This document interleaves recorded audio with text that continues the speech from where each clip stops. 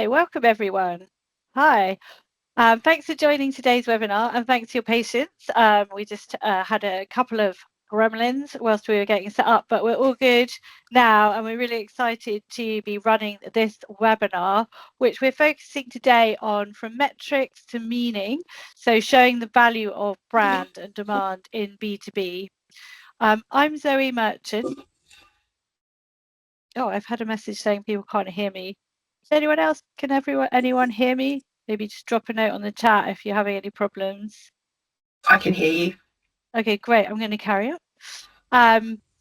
So I'm Zoe Merchant, the MD at Bright, and I'll be hosting this session for about the next 40 minutes.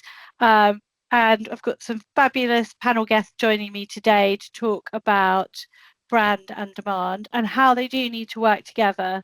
Let's be honest, we've all heard it before that we need to blend brand and demand to be successful. And at Bright, we believe that. But we are still spending so much time as marketers trying to justify brand investment, particularly to leadership and the board.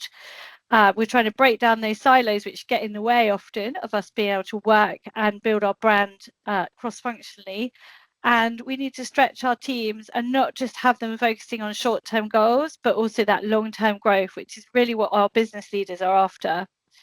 So at Bright, we support our clients to help them make shifts in how they work, and often that's moving them towards a more focused approach on a more always-on marketing approach. So blending brand and demand to maximize audience engagement.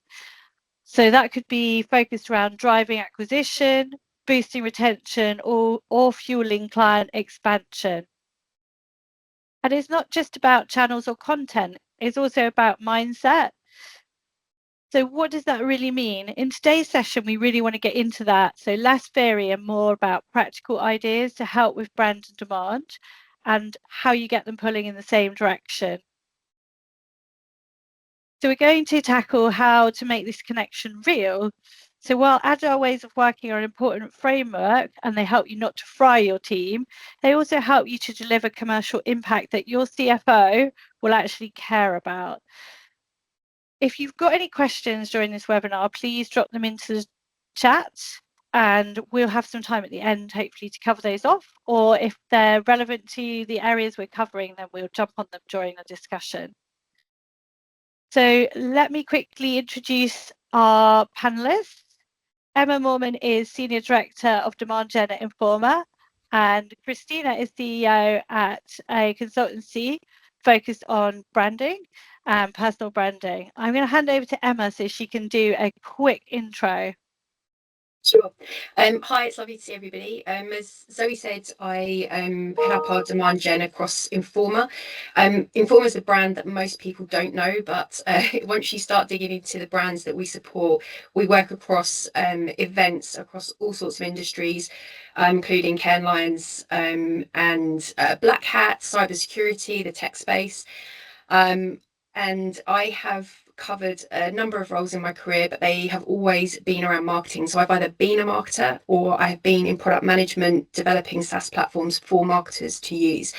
And I think over my years, I've either been at the coalface asking for investment in brands, or I've been uncovering and discovering with marketers and interviewing them to figure out where the challenges are and the pain points. So I'm excited to be here, and I think, as I said before, I don't have all the answers, but I'm happy to share all the things I've been through and the things I've seen along the way as well. Thanks, Emma. And Christina, over to you for a quick intro. Hi, everyone. Excited to talk to you today. I'm Christina Minchell. I am the CEO of The Brand Audit, which, as Zoe said, specializes in personal brand strategy for CEOs, for executives, and for founders. And prior to starting The Brand Audit, I worked 15 years on that corporate side, leading teams at Ernst & Young as the head of brand and social. Before that, I was at LinkedIn, consulting all of our technology partners like Amazon and Cisco and Dell on their enterprise brand to demand strategy.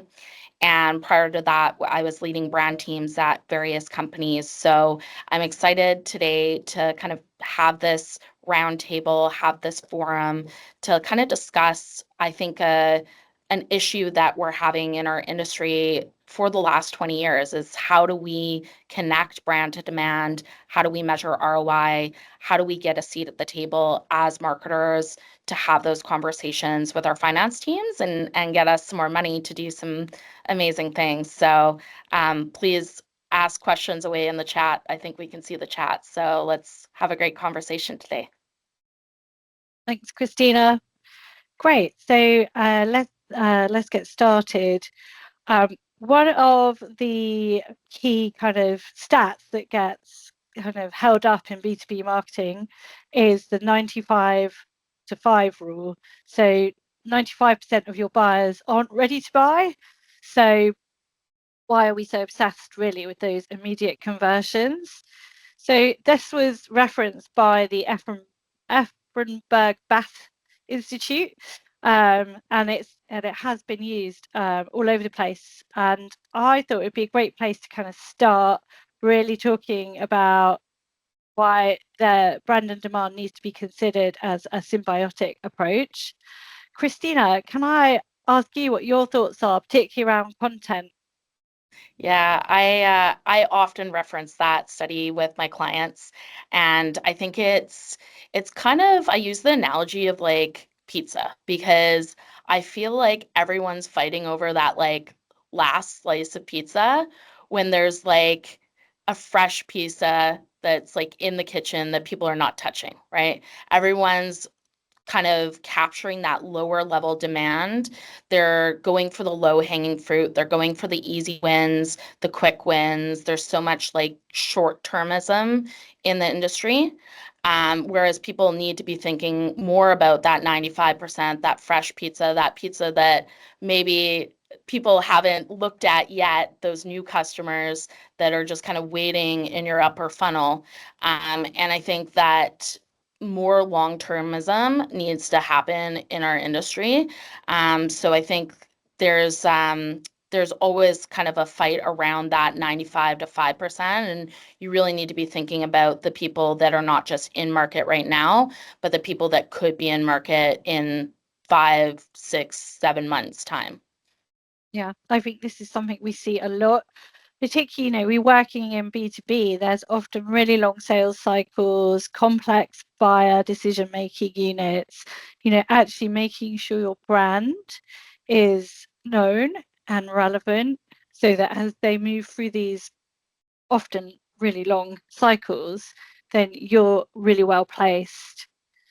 So, Emma, it'd be really good to get your perspective because I know that this is something I'm sure you're having to deal with all the time. Yeah, 100%. I think for the B2B space, which is obviously the area I operate in as well, is the challenges, especially in the tech space, is that the sales cycles are really long. Like sometimes we're talking about 18 months, 2 years. And if somebody has invested in, a really expensive, like you brought Microsoft in, for example, the time to and the consideration to switch that out is huge. And so, focusing on the time when people go, right, okay, we're thinking about changing our system, and then bombarding them with interaction and campaigns and content, you've missed all of it basically, and it's so hard to get your foot in the door. And that's for a few reasons. One, because we're human. We all want to create connections. We want to build trust. We want to kind of build those relationships over time before we make those investments. And that's where the demand, that 95%, becomes really important. And it's not about those continual sales messages, but it's about relevancy and value and being there when they're ready or front of mind to kind of have those conversations. And that's certainly true for us in our space, is that it would be easy to just kind of 3 to 6 months before on our event start hitting everybody up with the messages. But actually what we're trying to do now is shift into this always on approach, where we are just creating these like value loops all year round that might have nothing to do with the actual event, but all to do with the industry that we operate in and the benefits of the event industry. So it's whether that stat is 100% correct of 95.5, it almost doesn't matter, because what we're really trying to say is create experience and connection at all points of the cycle, at all points of people's journeys, and it's how do we do that effectively. Yeah, that's a really good point. And I think something that gets quite overlooked, particularly when, or overshadowed, I should say, maybe when we're talking to those leadership board members that are trying to understand why we're asking to make these investments. I think that, often we talk to marketers about how they can communicate the value of these investments. Like, how do they bring senior stakeholders along on the journey, and other key stakeholders? Like, we all work very closely with sales, customer success, partnerships, etc. And it's really about helping them. That is to understand it's not just about short term, as you say, lead generation, low hanging fruit, but also like how do we have those conversations that show that actually when you invest in an always on approach, then all of those different types of activities, whether that might be a short-term lead generation campaign, will perform better because it's got that foundational brand level activity which is always on. So shifting some of that kind of misconception, maybe that brand is somehow fluffy, and moving it towards, as you say, Emma, that it builds trust and it will help increase pipeline velocity as well. So, I mean, going back to your point, Christina, like, how do we start to become more experimental, and how do we use that to show the value of brand? Have you got any examples of where that's worked in practice? Yeah, for me, it's really around building the culture, right? Like you can get the best tools, the best software in there, you can get the best strategy. But if you're in a culture of risk, or you're in a culture that kind of values status quo, you're never kind of going to move the needle on actual marketing attribution. And I've experienced that at different companies. I've worked across different industries. I've worked in really progressive tech industries. I've worked in very traditional big four industry. And you really need to think about how do you build a culture of experimentation, of risk taking, of acknowledging that not everything you do in marketing can be measured as well, right? I think like as an industry, we have swung the pendulum a little bit too far in over indexing on measurement. I think we need to swing it back a little bit and understand that yes, there's core KPIs throughout the funnel that we're looking at, but we really need to think about, as Emma was saying, like that bigger customer experience, and really thinking about how do we put ourselves into the minds of our audience. And I think that's what is missing in a lot of brands that I work with right now is we're still using playbooks from 2016, and we're still thinking the decision makers are boomers or Gen X. And if you look at the stats now, like the decision makers aren't those individuals, right? They're millennials, some younger millennials, and even some Gen Z that are moving into decision making roles. And they're not researching the way that Gen X and boomers have been researching, right? They're not wanting to talk to salespeople. So they're doing a lot of their research before even coming to a sales team. So, like when I was at LinkedIn, we saw that the decision makers were actually doing like 8 to 11 pieces of content before they were even making it to conversations with the sales teams. And we're still operating as marketers and as brands in that, okay, well, sales controls the conversation.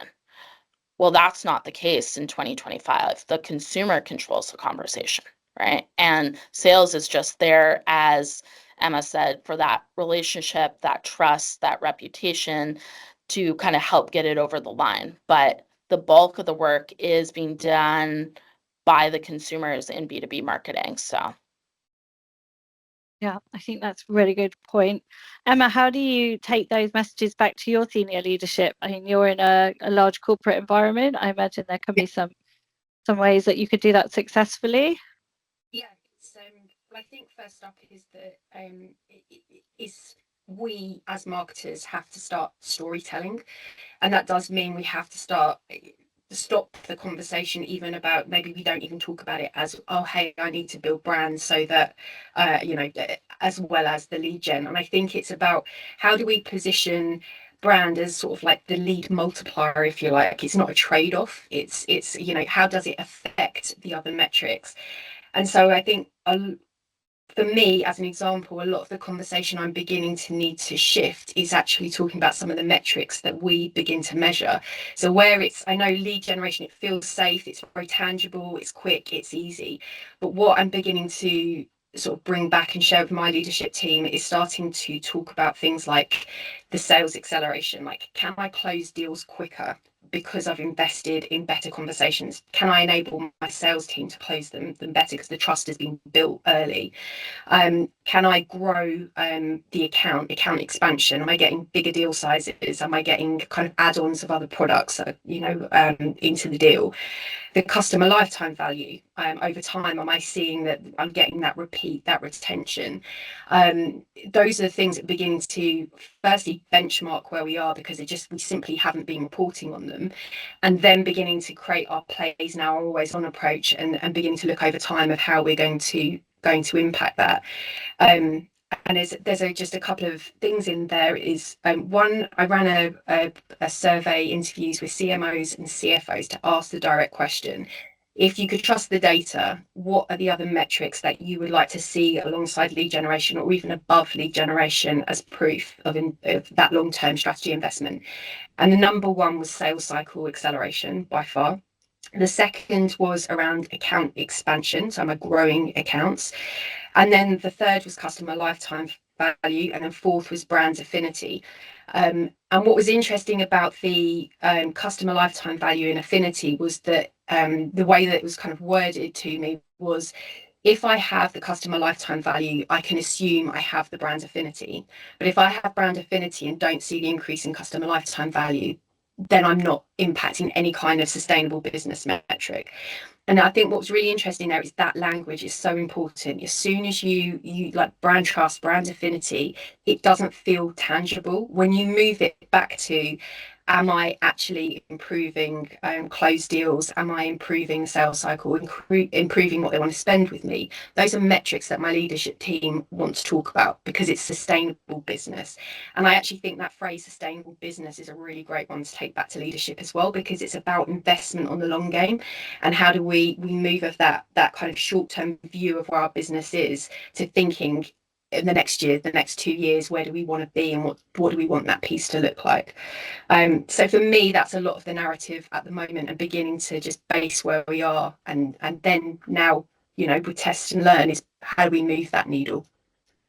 Yeah, there's some really great points in there, particularly around how you kind of articulate it, the way that you measure it, and then communicate it is so important. I think sometimes, certainly, marketers have got a lot to say to their leadership, but you do have to get really clever about how you share information so that they can understand the real value, and then you get better support backing, and it makes it a lot easier to obviously continue to work with the business leaders to invest in marketing.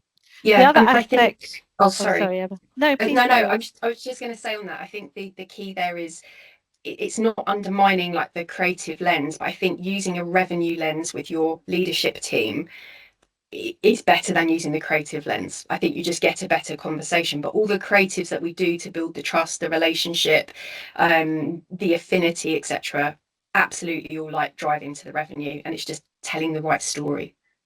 To play devil's advocate on that, though, do we need to teach that side the creative metrics, right? Like, we've learned the revenue metrics. Like, I've been tracking customer lifetime value since 2015, right?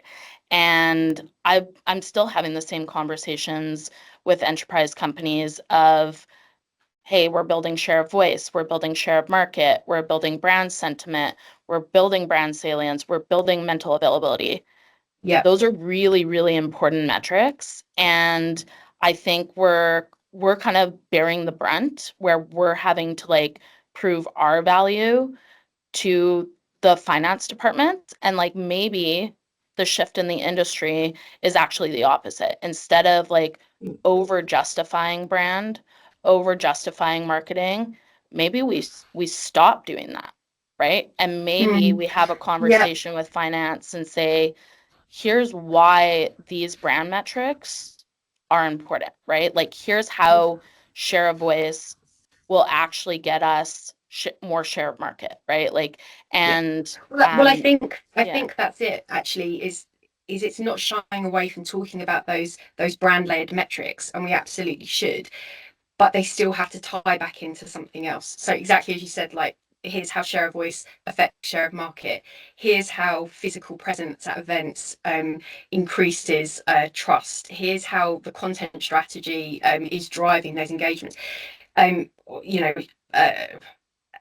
and any other, NPS scores, etc. All the things that are important, but ultimately they either move the revenue needle or they don't. And I think you're absolutely right, but the conversation is about telling that story and tying those into ultimately the revenue. They are just fundamentally the business metrics. They're the ones we get investment back for as well. But some things can't be tracked. Like there's a lot of brand activations. Like I guess the Duolingo one is most recent to me in my mind, where they killed off the bird, and there was a mass outreach and campaign around that.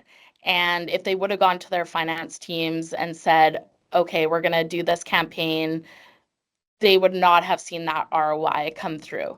But it's touted as like one of the most successful marketing campaigns in history because they took an intelligent risk.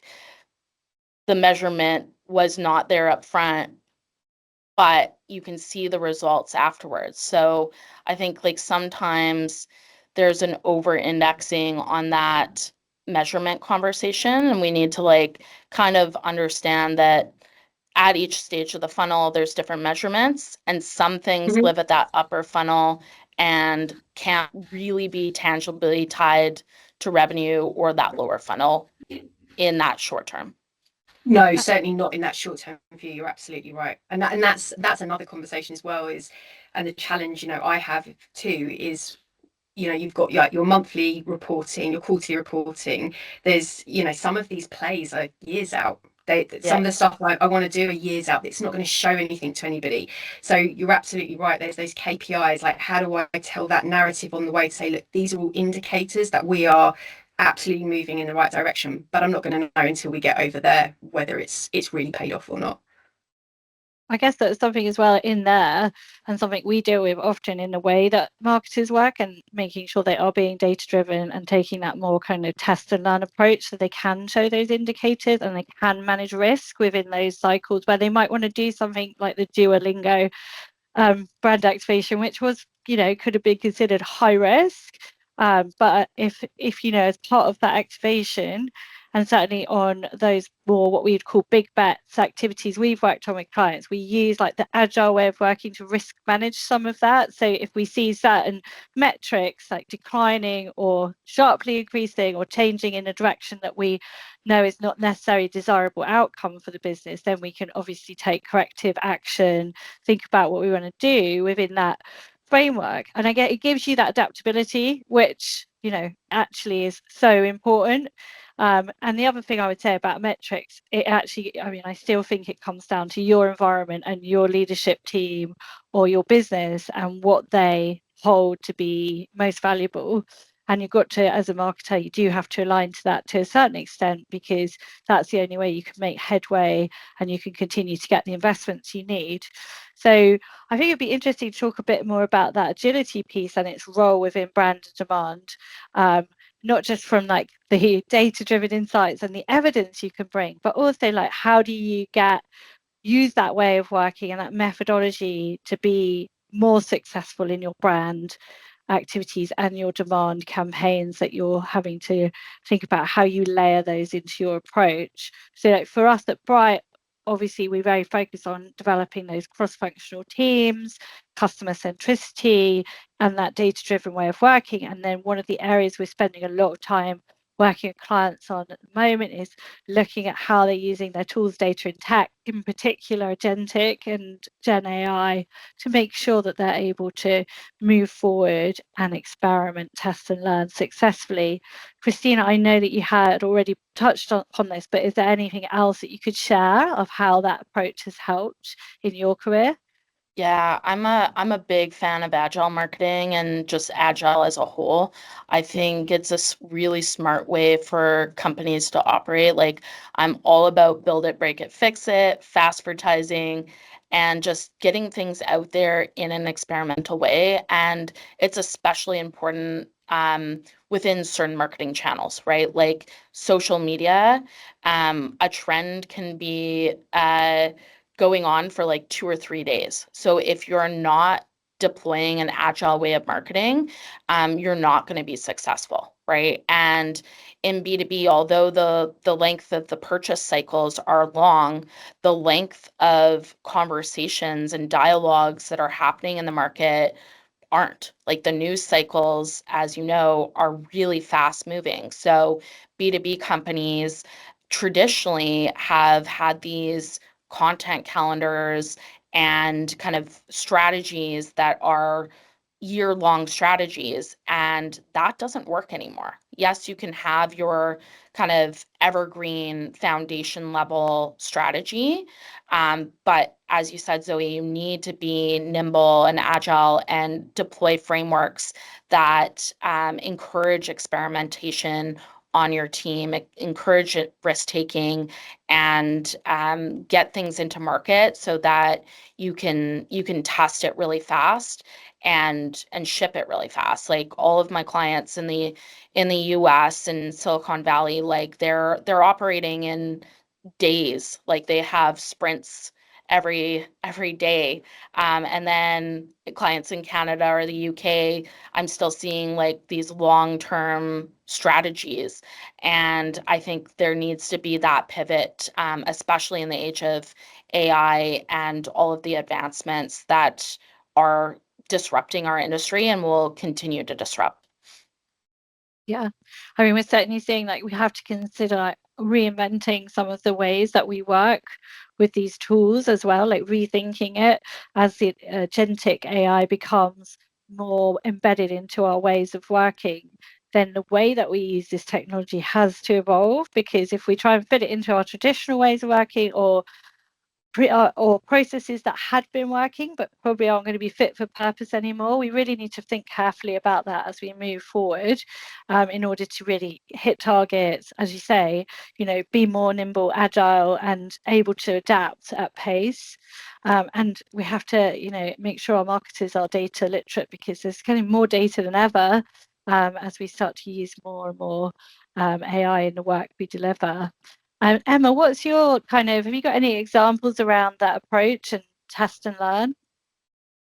Yeah, I think just firstly on Christina's points, like absolutely bang on. Like it 100% is like how we should be shifting. I think the challenge is when you're in a big enterprise as well, it just feels like moving a ship. It's trying to do things slightly differently, and it just takes a bit of time as well. And again, a lot of storytelling internally, but what we, for example, have started to do is we're on 2-week sprint cycles. We're just starting up kind of on our kind of ideas and innovations, where things we want to test out. So historically, there hasn't been too much of that going on. We have pretty planned campaign cycles and the kind of usual things. So what we're now beginning to do is just try things in really short periods, get them out, learn something, iterate it, or just dump it, or maybe it's ready and we can start to scale it, because we're looking across the portfolio is something like I don't know, 20 different brands. There's a lot going on in there at any one time for everybody, but I think the backbone for me on all of the agility is the customer centricity, and that's something we have done a lot of groundwork in, where we just didn't have perhaps really great understandings, or a lot of the things we thought we knew about our customers actually either weren't entirely true, or they'd moved on a lot. Again, to your point, Christina, around like it's different generations coming through, and we can see that in some of our aging kind of populations and sponsors. Now we have to start thinking about the right ways to engage with them, not only from a content perspective, but also in the types of ways they want to. And also the point you made about the sales journey changing, like, I could not agree more with that. Like, for us, one of the big shifts that we're testing again in that agility is beginning to look at like what a real high intent lead looks like. And by that I mean literally somebody has said, I'm ready to speak to a salesperson, instead of us saying, okay, well, you downloaded the brochure, we'll pass you through now, and then wonder why our kind of conversions aren't always great, or the experience isn't quite what they were expecting. So for me, this is definitely the beginnings of like what we can kind of learn as a team, you know, just because this is a practical tip as well for anyone in big enterprise. We've shifted all of our kind of brand marketers for our commercial side all into one team, which is my team.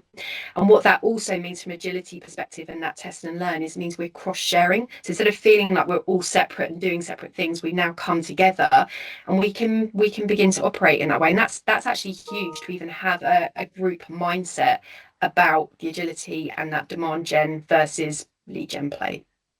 And I think that's really interesting, Emma.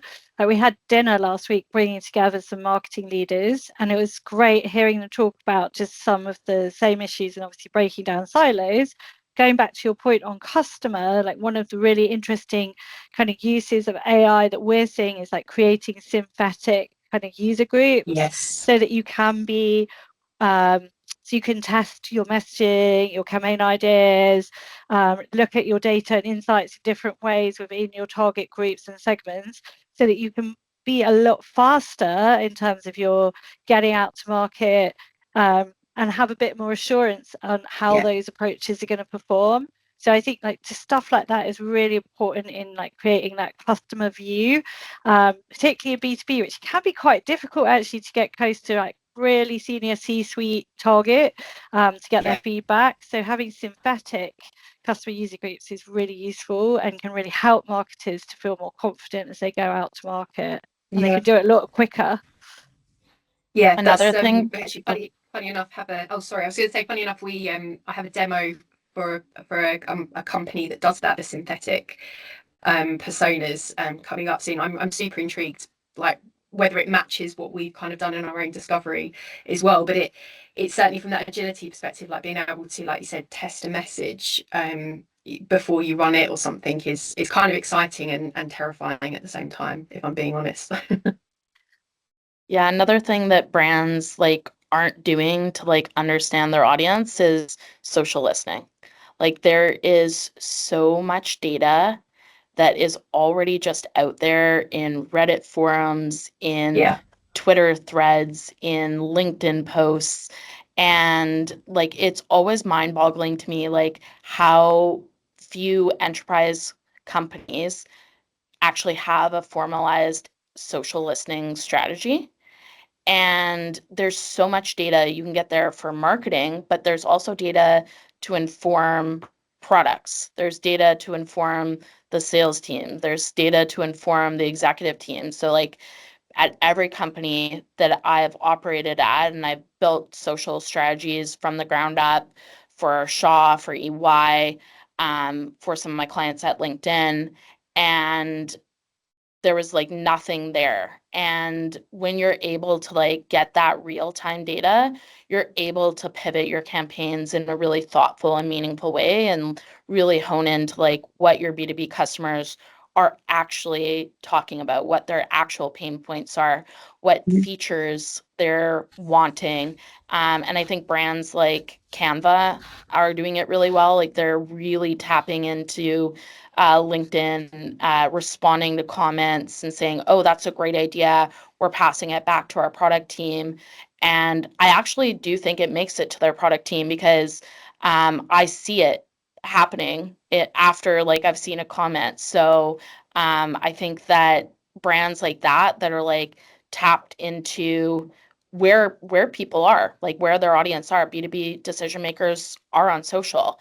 If you're tapped into that, you can get some really interesting data to like inform that brand studies, that focus groups, that research studies aren't able to in that expedient manner, right? Yeah, 100%. And if I can give an example actually of exactly something like that happened for us, was for one of our events, one of the locations.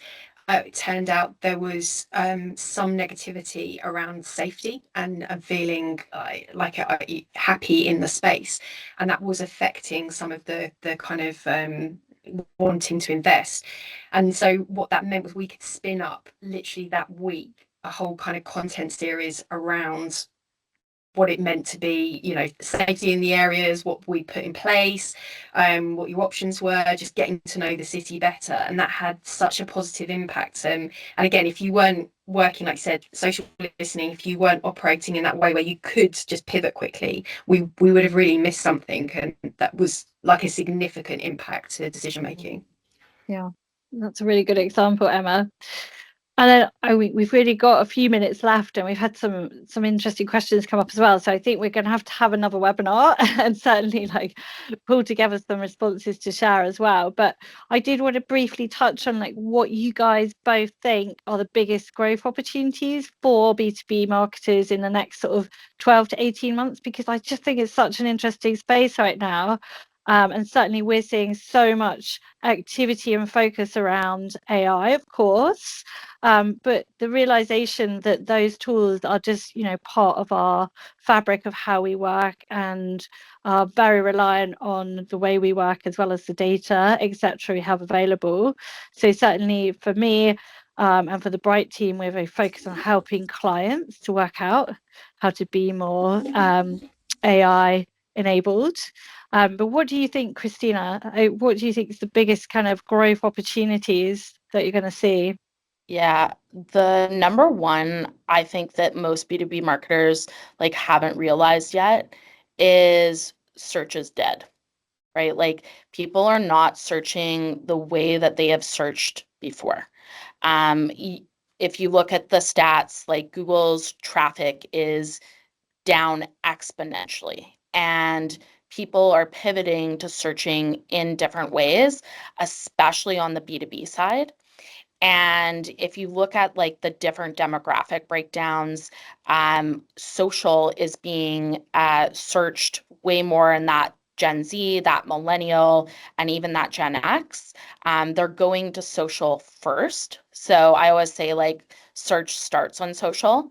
And so you really need to be thinking around how do you build in phrases and keywords into your captions and into your social strategy. And then the older demographics are going to actually the AI platforms first, right? So you need to have this like tandem of approach to search and be building in kind of your reputation in social and in the large language models, and thinking about how do you kind of get that traffic through there, because the way people are searching is changing. And if there's any B2B marketers on this call that are not on TikTok, you need to be thinking about TikTok, right? I think that there's a lot of misnomers around that platform. People still think, oh, it's just Gen Z. Oh, it's just brand awareness. There's not that like B2B education on there. I encourage everyone, if you don't have a TikTok account, go on it, search the hashtags related to your industry, and see the influencers and conversations that are happening there. For me personally, like I go research companies all the time on there to make decisions around software for myself, for my clients. There's so many valuable tutorials and valuable information. So I think like that B2B influencer market on that particular channel is huge. And then also Reddit. I think Reddit is like very slept on. And I think B2B marketers need to hone into that community and listen through those avenues as well. Thanks. Emma, anything else to build on that? That was a great summary. I definitely won't add on to that, but I think she's absolutely bang on. I think for me, in terms of where I can see growth in the next 12 to 18 months, is going to be for me around experience. That's going to become just something we really talk about as a team. It's going to become less about us talking about brand demand and lead gen plays. It's going to be much more around focusing on different customer groups and experiences you want to create, whether that's retention, acquisition, and so on. That's really going to be my focus. And I think with experience, there's so much in there around building kind of influencers within our businesses, how we tell the stories, how we bring people on. I think that definitely ties in some of the social strategy and piece you were talking about. And I think as well the physical presence of experiences, and what does that look like, and what are these value exchanges, value loops we can create over time with our customers. So yeah, I think it's absolutely. been In person is Yeah. a big movement right now. It's such an interesting time in B2B and in marketing in general. I think we're going to have a lot of change over the coming sort of 12 to 18 months. And I do think that marketers as well, we need to really think about how they work together, how they use their tools, how they use data, and how they're using their tactics and channels. And they might have to really reinvent how they've done that and not treat it as they have done before. Some of those shifts, like you say, with such etc., mean that you can't work with the machines in the same way you've always done. And our relationship is changing as well with technology and how we use it to enable our go-to-markets and our teams to work. So yeah, thank you so much, Emma and Christina. It was really fantastic and enjoyable talking with you. We're going to be sharing some follow-up notes based on some of the different aspects that came up in our discussion. So I think there's been some questions that we didn't have quite as much time to cover, and we certainly will look to do that in there.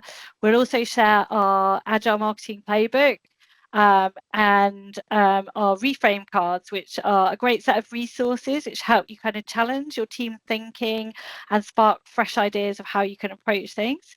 So please connect with myself or any of the Bright team, or follow Bright on LinkedIn, and we'd love you to drop your top takeaways in the chat if you've got time before you go. And that's it. Thank you so much, and hopefully see you on the next webinar. Thank you so much.